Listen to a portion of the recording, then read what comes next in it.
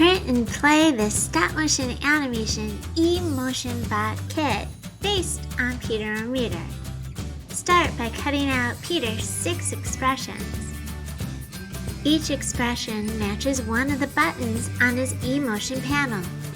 Then, take pictures of you pressing Peter's buttons. Put one photo on each slide in a Canva doc.